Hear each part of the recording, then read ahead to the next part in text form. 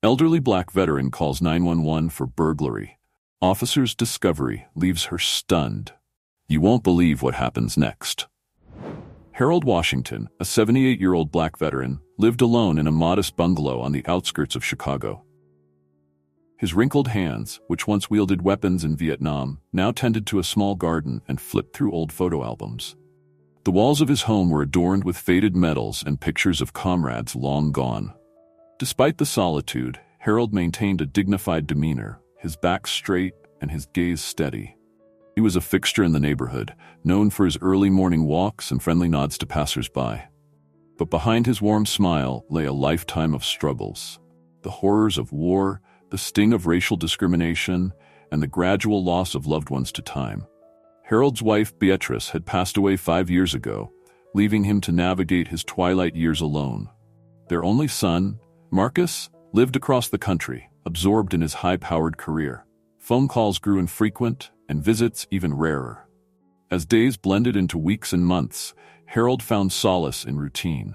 He volunteered at the local Veterans Center, sharing stories and offering a listening ear to younger soldiers grappling with their own demons. At home, he meticulously maintained Beatrice's rosebushes, whispering to them as if she could hear. But lately, a creeping unease had settled over Harold. Strange noises in the night, items seemingly out of place, and an inexplicable sense of being watched plagued him. He dismissed these thoughts as the paranoia of an aging mind. Yet the feeling persisted, a shadow at the edges of his carefully ordered world. It was a crisp autumn evening when Harold's worst fears materialized. He had just settled into his favorite armchair, a steaming mug of chamomile tea in hand, when a loud crash shattered the silence. Glass tinkled and heavy footsteps echoed from the back of the house. Harold's heart raced, his arthritic fingers fumbling for the phone. With shaking hands, he dialed 911, his voice a hushed whisper as he reported the break-in. The dispatcher assured him help was on the way, urging him to find a safe place to hide. Memories of combat flooded back as Harold crept towards his bedroom closet, grabbing his old service pistol from its locked box. The weight of the weapon, once so familiar, now felt foreign in his trembling grasp. Minutes stretched like hours as Harold huddled in the darkness, straining to hear any movement. The intruder's footsteps grew closer, accompanied by the sound of drawers being ransacked and items thrown carelessly to the floor. Just as the bedroom door creaked open, red and blue lights flashed through the windows, and a car door slammed outside. The burglar's footsteps quickened, racing towards the back of the house. "Police! Open up!" A voice boomed from the front door. Harold emerged cautiously from his hiding spot, the pistol still clutched tightly. He made his way to the front door, his free hand braced against the wall for support. As he opened the door, Harold found himself face to face with Officer Sarah Chen, a young Asian-American woman whose expression shifted from alert readiness to surprise at the sight of the elderly man with a gun. "Sir, please put down the weapon," Officer Chen said firmly but calmly, her hand hovering near her own holster. Harold blinked, suddenly aware of how the situation must appear. He carefully placed the pistol on a nearby table, raising his hands. "I'm Harold Washington," he explained, his voice hoarse. "I'm the one who called about the break-in." Officer Chen's posture relaxed slightly, but her eyes remained watchful. "Are you all right, Mr. Washington? Is there anyone else in the house?"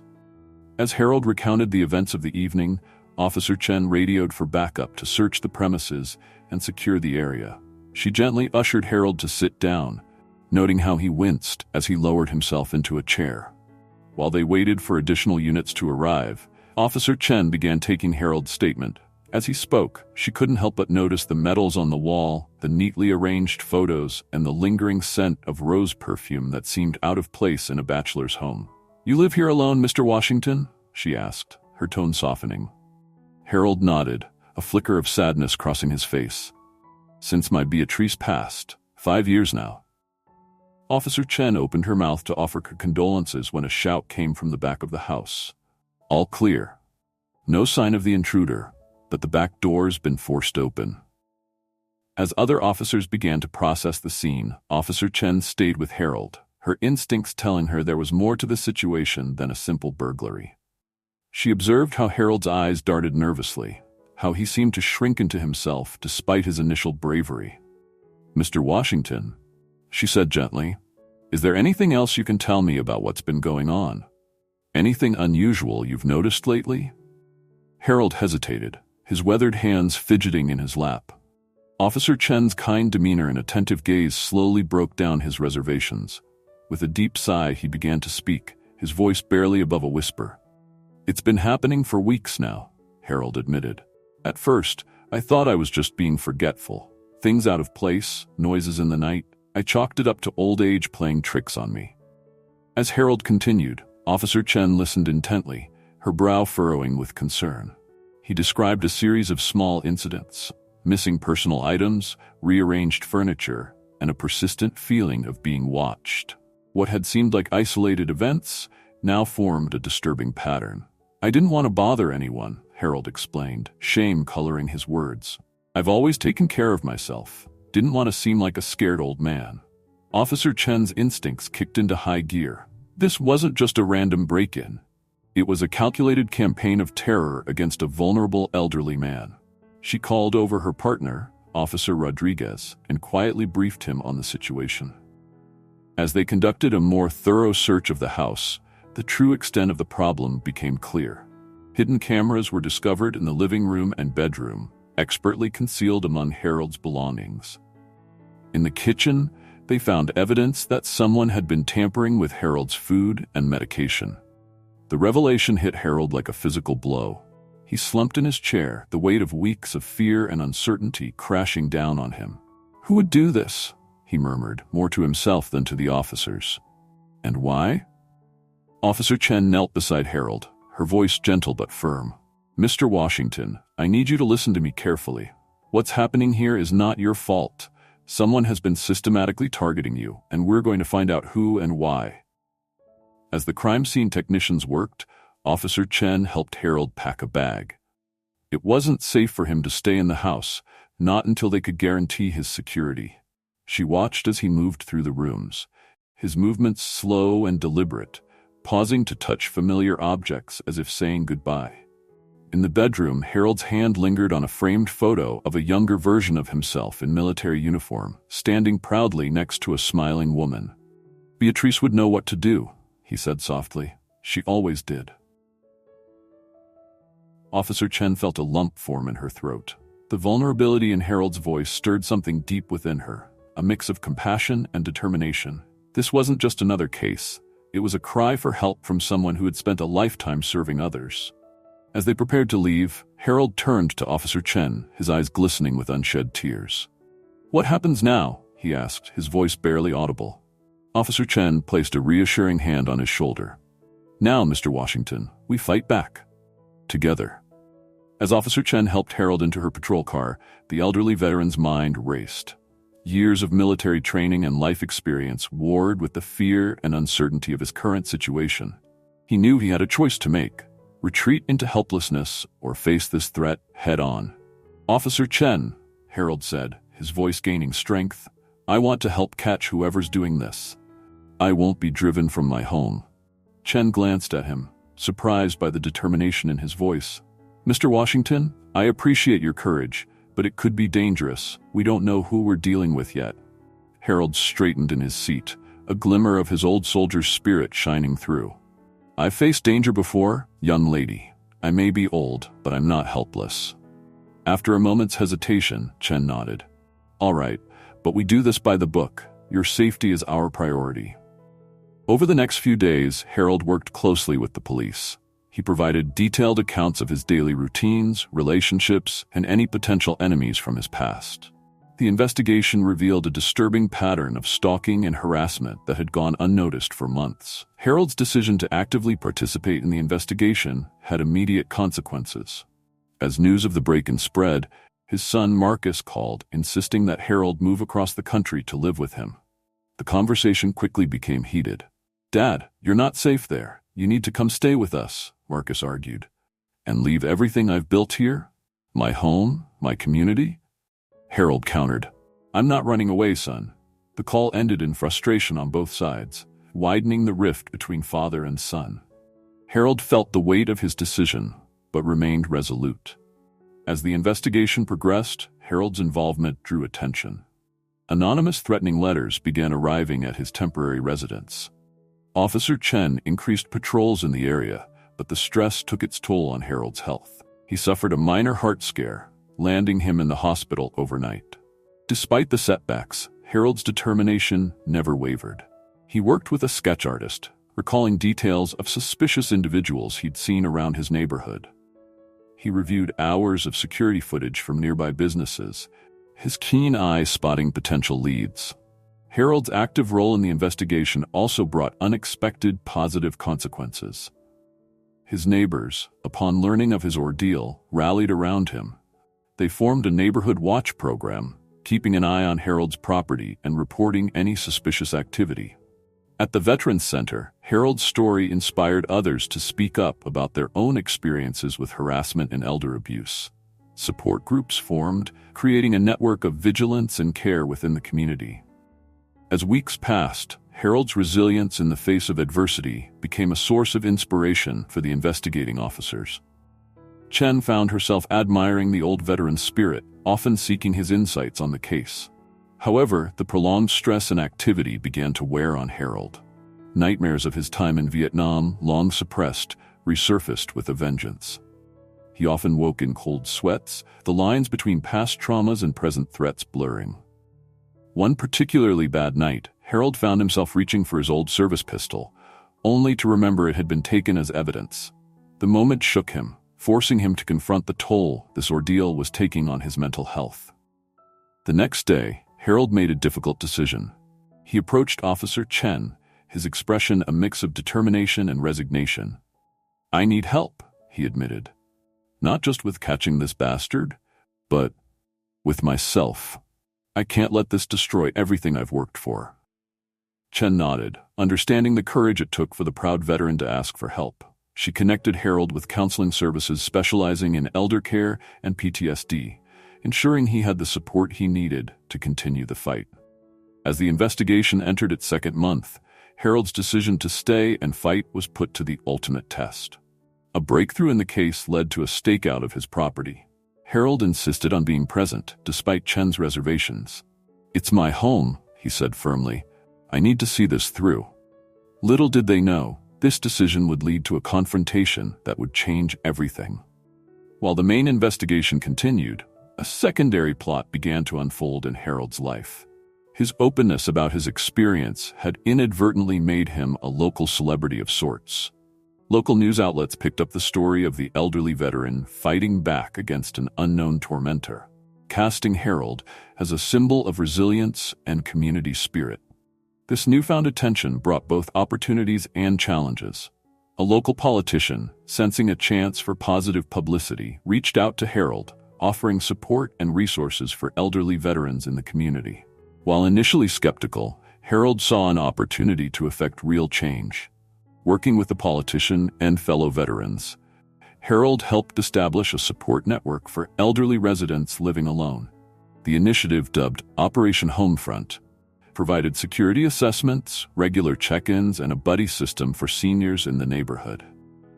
As Harold threw himself into this new project, he found a renewed sense of purpose.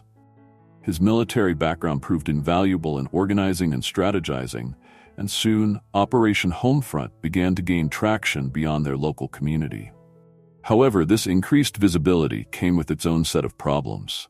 Harold's son Marcus, watching his father's story unfold from afar, grew increasingly concerned and frustrated. He couldn't understand why his father insisted on staying in a potentially dangerous situation instead of moving to safety. The tension between father and son reached a boiling point when Marcus flew in for an unannounced visit. Their reunion, initially warm, quickly devolved into an argument about Harold's choices. "You're making yourself a target, Dad," Marcus exclaimed. "Can't you see how dangerous this is?" Harold stood his ground. "I'm doing something that matters, son. For the first time in years, I feel alive again." As they argued, neither noticed the strange car parked across the street, its occupant watching their exchange with keen interest. Meanwhile, Officer Chen's investigation took an unexpected turn. While following up on Harold's case, she uncovered a series of similar incidents targeting elderly veterans in neighboring counties. The pattern suggested a larger, more organized operation than they had initially suspected. Chen brought her findings to her superiors, pushing for a task force to connect the dots between these cases. Her dedication to Harold's case had not gone unnoticed, and she soon found herself leading the expanded investigation. As Chen dug deeper, she began to uncover a disturbing trend of elder exploitation, with possible ties to identity theft rings and fraudulent charities claiming to support veterans. The scope of the case grew, drawing attention from state-level law enforcement. Back in the community, Harold's Operation Homefront began to interfere with the criminals' activities. As more elderly residents installed security systems and formed tighter community bonds, the perpetrators found their usual tactics thwarted. Unbeknownst to Harold, his grassroots initiative was now perceived as a threat by those behind the larger criminal operation. As he worked tirelessly to protect his fellow seniors, the danger to Harold himself was escalating. The secondary plot lines of political involvement, family tension, and the expanding criminal investigation were all converging, setting the stage for a confrontation that would test Harold's resolve and Chen's investigative skills to their limits. As the investigation stretched on, the relationship between Harold and Officer Chen evolved in unexpected ways. What began as a professional interaction between a crime victim and investigating officer gradually transformed into a bond of mutual respect and understanding. Chen found herself drawn to Harold's quiet strength and wisdom. His stories of resilience in the face of war and discrimination resonated with her own experiences as a woman of color in law enforcement. She began to see him not just as a victim or a case, but as a mentor figure. For Harold, Chen's dedication and compassion reminded him of his late wife Beatrice. He saw in the young officer the same fire and determination that had drawn him to Beatrice all those years ago. Harold found himself looking forward to Chen's visits, not just for updates on the case, but for the companionship they provided. Their conversations often stretched beyond the parameters of the investigation. Harold shared stories of his time in Vietnam, of the struggles he faced upon returning home, and of the life he built with Beatrice. Chen, in turn, opened up about her own challenges in the police force and her aspirations for the future. One evening, as they sat on Harold's porch reviewing case notes, Chen noticed Harold wincing as he reached for his tea. "Are you all right, Mr. Washington?" she asked, concern evident in her voice. Harold waved off her worry. "Just these old bones complaining. Nothing to fuss over." Chen frowned, setting aside her notebook. "Have you been keeping up with your doctor's appointments? I know this case has been taking a lot of your energy." Harold's silence was answer enough. Chen sighed, then made a decision. "Tell you what," she said. "I'll make you a deal. I'll bring you home-cooked meals twice a week if you promise to keep up with your health checkups." Harold chuckled, a warm smile spreading across his face.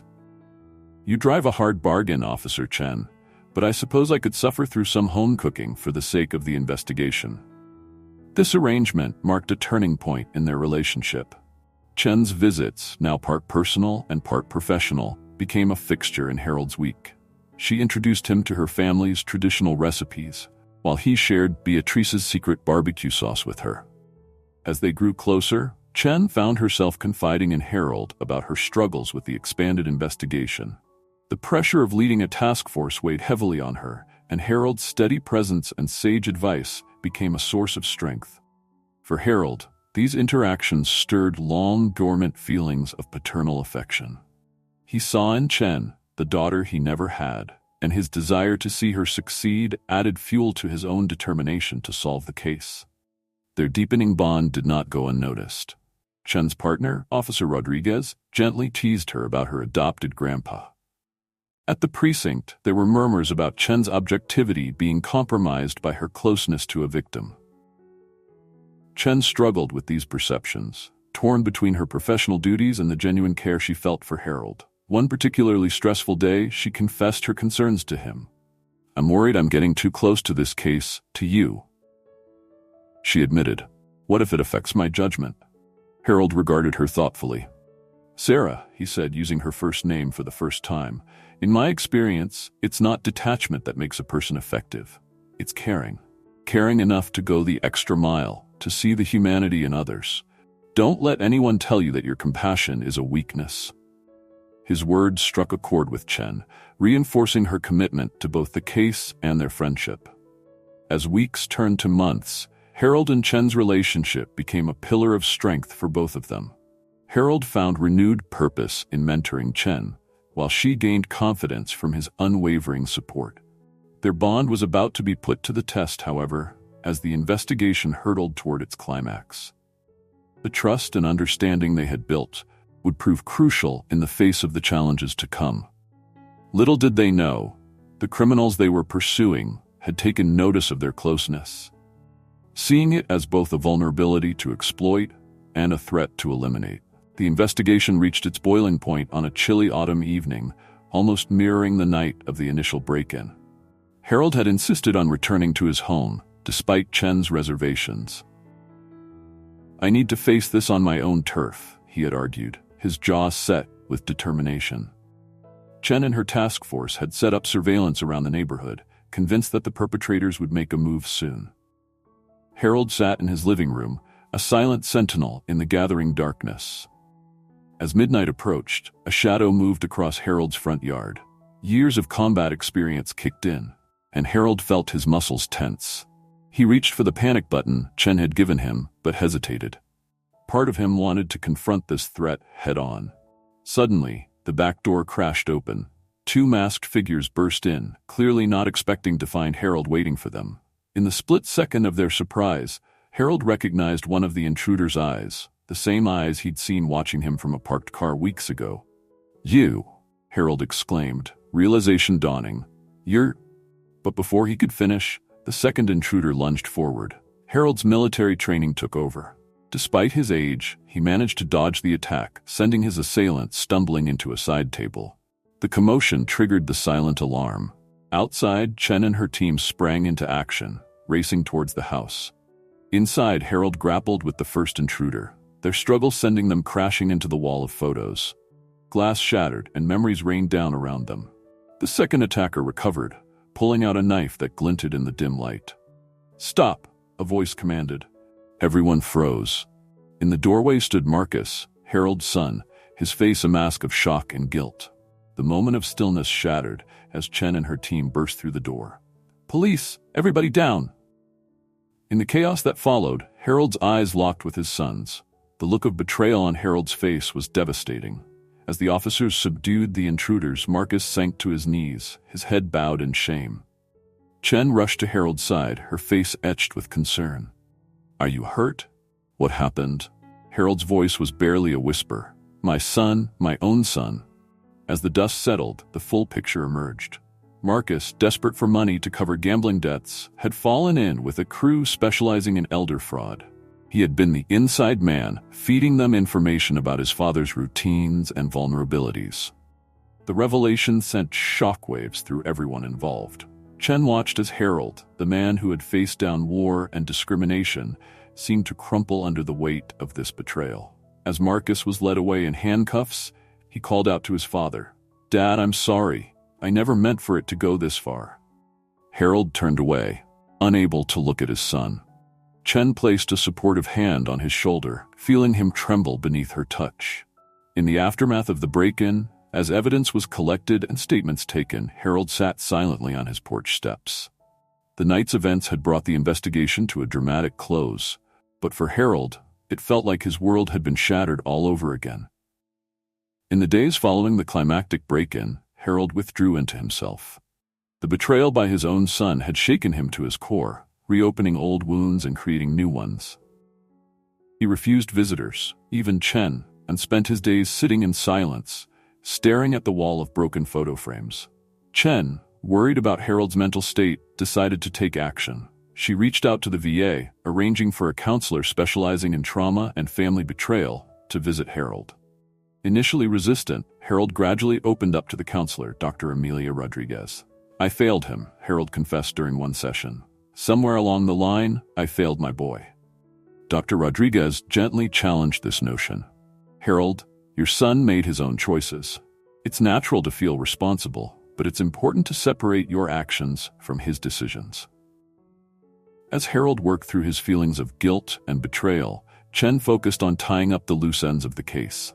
The investigation had uncovered a sprawling network of elder fraud that extended far beyond their initial suspicions. Arrests were made across 3 states, with Marcus's testimony proving crucial in bringing down the entire operation. Despite the case's success, Chen felt hollow. The cost to Harold seemed too high a price. She threw herself into ensuring Harold had all the support he needed, coordinating with social services and veterans organizations. Weeks passed, and slowly, Harold began to emerge from his shell. The community he had helped build through Operation Homefront rallied around him. Neighbors took turns bringing meals, tending to his garden, and simply sitting with him in companionable silence. One afternoon, Chen arrived at Harold's house to find him on the porch, surrounded by tools and broken picture frames.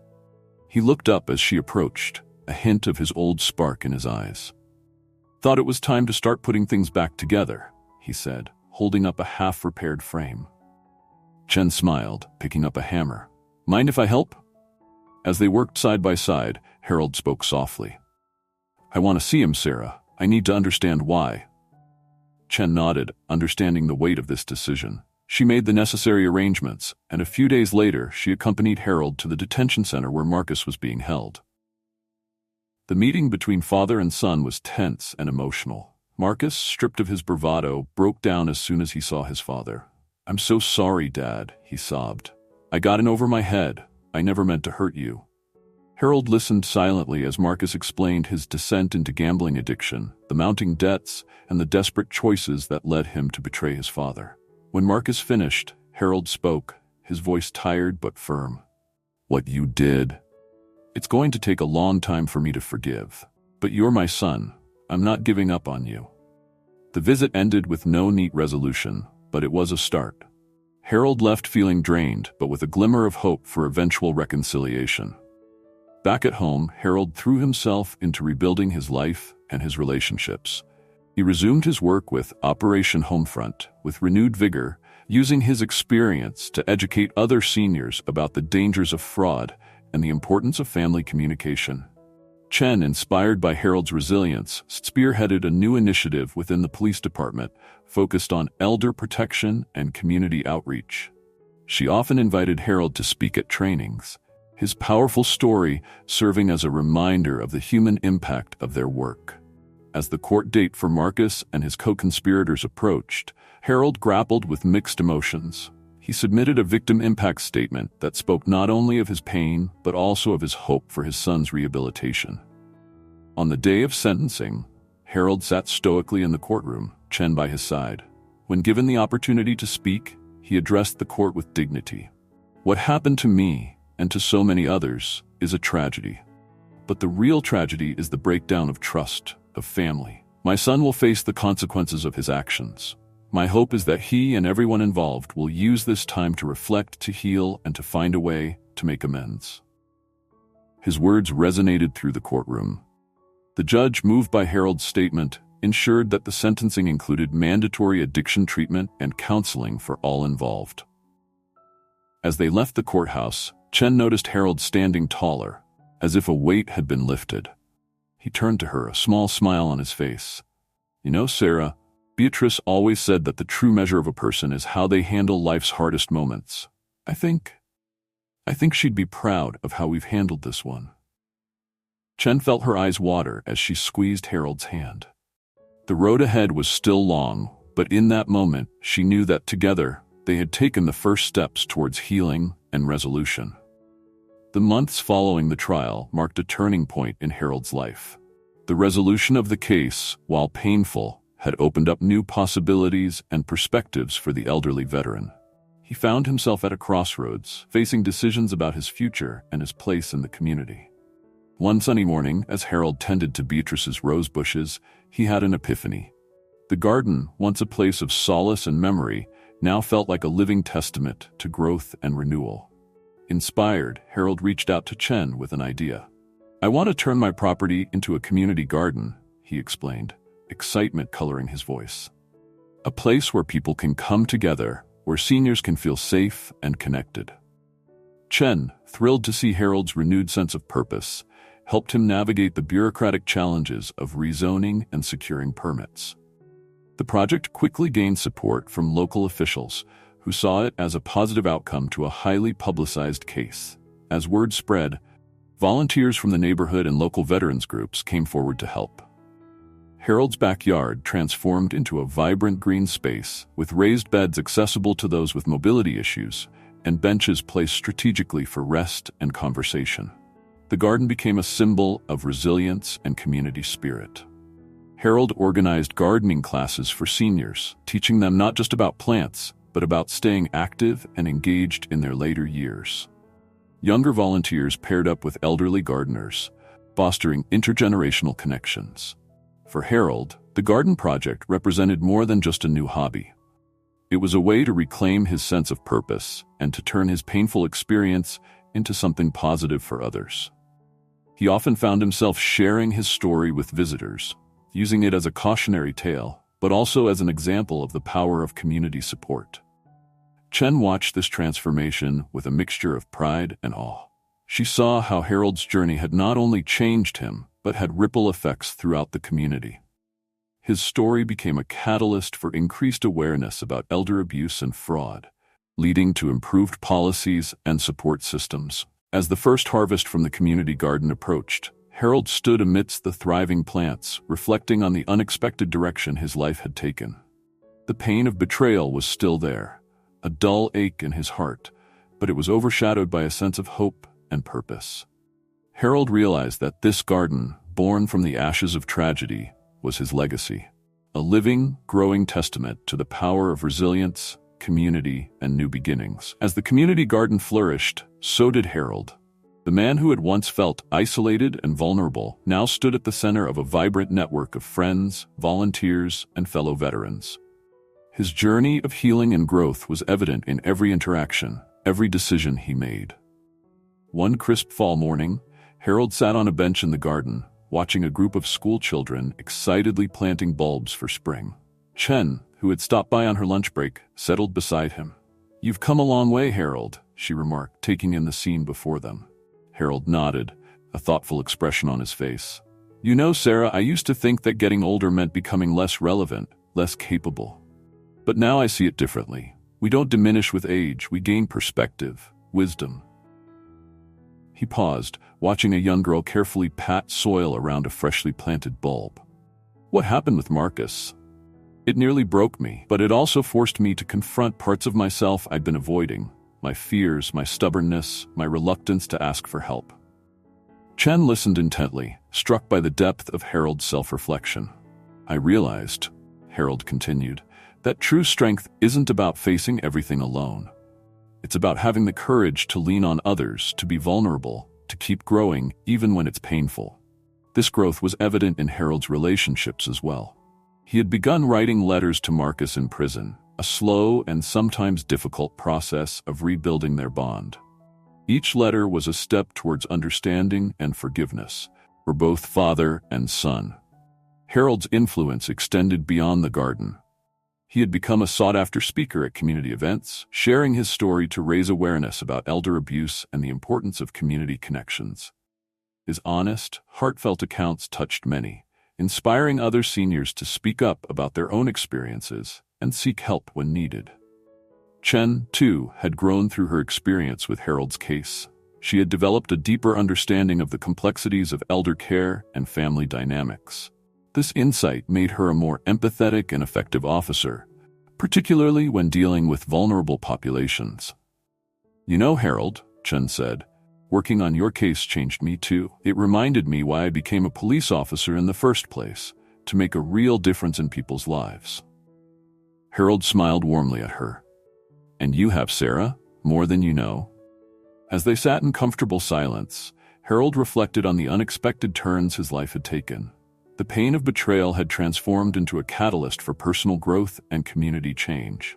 He had discovered reserves of strength and resilience he never knew he possessed. Most importantly, Harold had learned to open his heart again, to trust, to love, to engage fully with life despite its risks and sorrows. The garden around him was a testament to this transformation, a living symbol of growth, renewal, and the power of human connection. As the sun began to set, casting a golden glow over the garden, Harold felt a deep sense of peace settle over him. He had faced his darkest hour and emerged stronger, wiser, and more connected than ever before. Whatever challenges lay ahead, he knew he would face them not alone, but surrounded by the community he had helped nurture and grow. As twilight descended on the community garden, Harold and Chen rose from their bench, ready to part ways for the evening. The air was filled with the soft chatter of lingering volunteers and the earthy scent of freshly turned soil. "You know, Sarah," Harold said, his voice warm with emotion, "when I first called 911 that night, I thought I was reporting a simple burglary. I never imagined it would lead to all of this." He gestured to the thriving garden around them. Chen nodded, understanding the weight of his words. "Life has a way of surprising us, doesn't it?" "That it does," Harold agreed. "But it's not just about the surprises. It's about how we choose to respond to them." As they walked towards the garden gate, Harold paused, looking back at the space he had created. "I've learned that it's never too late to start over, to find new purpose. Age isn't about slowing down. It's about growing in new directions." Chen smiled, touched by the wisdom in his words. "You've taught me that resilience isn't about bouncing back to who we were, but about growing into who we can be." Harold chuckled softly. "Well, we've taught each other, haven't we?" As they said their goodbyes, the first stars began to twinkle in the darkening sky. Harold stood at the gate long after Chen had departed, watching as the last volunteers left for the night. He felt a profound sense of gratitude wash over him. What had begun as a night of fear and violation had transformed into a journey of healing, growth, and community. Harold realized that in opening his heart to others, he had not only rebuilt his own life, but had helped create a legacy of connection and resilience that would outlive him. With a contented sigh, Harold turned towards home, ready to face whatever new chapters life might bring.